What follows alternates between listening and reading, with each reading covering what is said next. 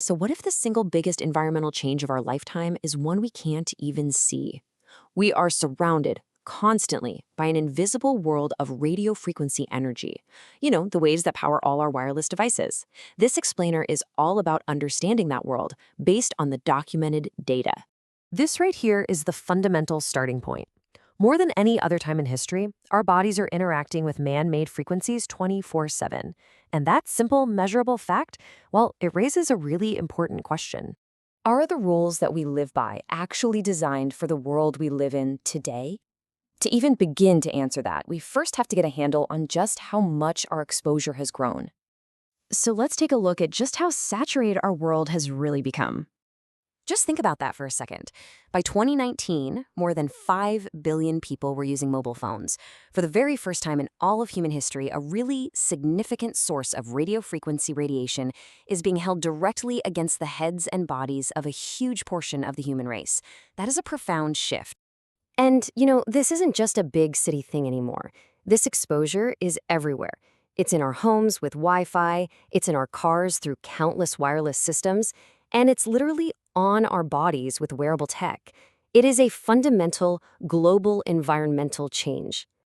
And this brings us right to the core issue here, the gap between our regulations and the nature of our modern everyday exposure. Okay, this slide gets right to the heart of the problem. Most of the safety limits we have right now, like those from the FCC in the US, are designed to prevent one thing: RF radiation acting like a microwave and literally heating your body tissue. But that's a brute force effect, right? They were never designed to address the much more subtle question: what happens to our cells when they're exposed to these low-level, information-carrying radio waves for years and years on end? And get this is not a new concern. This is a US government report from 1978. That's decades before the first iPhone even existed. And it was already pointing out this exact gap. It noted that our standards only protected against that heating effect, while other countries were already considering these non-heating biological effects. So let's fast forward to 2011, and we get a huge development. An expert panel at the World Health Organization's Cancer Agency reviewed the evidence from long-term heavy cell phone users, and they classified radiofrequency radiation as a Group 2B agent. So what does that mean? It means it's possibly carcinogenic to humans. To give you some context, this puts it in the same category as things like coffee and engine exhaust. Now let's talk about how all of this builds up, because our exposure isn't just about one device. It's about the total cumulative load from all the sources bombarding us every single day.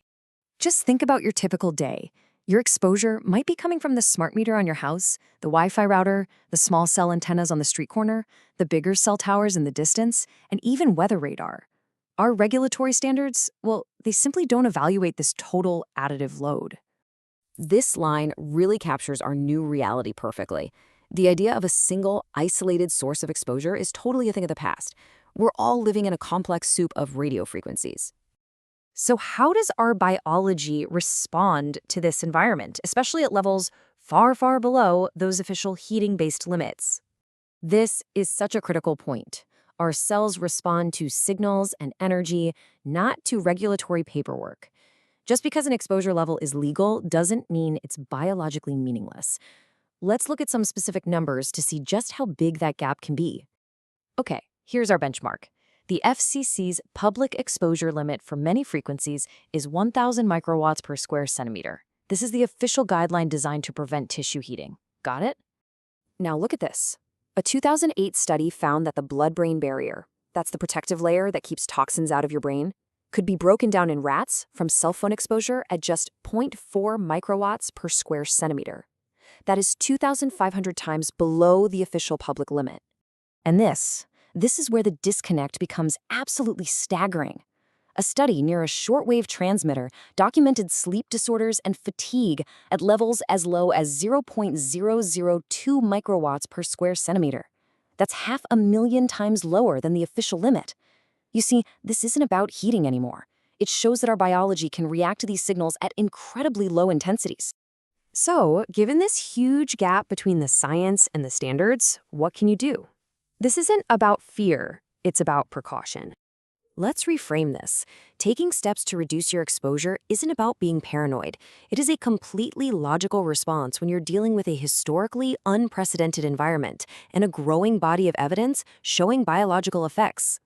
Here are 6 straightforward, practical steps you can take. We're going to focus on a couple of the most important ones right now. Okay, this first one is considered non-negotiable, and here's why. Sleep is when your body and your brain repair themselves. Giving your system an 8-hour break from constant RF exposure is crucial. We're talking simple habits like turning off your Wi-Fi and putting your phone in airplane mode. Your alarms will still work, by the way. These can dramatically lower your total cumulative dose. Here's one that surprises a lot of people. Your car can be a significant source of RF. It's not just your phone. Modern cars have multiple built-in always-on antennas. And because you're inside an enclosed metal box, those frequencies can get trapped and reflect, creating unpredictable hotspots. The simplest precaution? Just limit device use inside the car, especially for kids. And that is the ultimate takeaway here.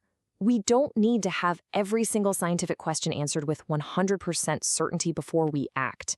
In a world with unprecedented levels of exposure and with clear evidence that our biology responds to it, taking simple, practical steps to reduce that exposure isn't just an option, it is the responsible choice.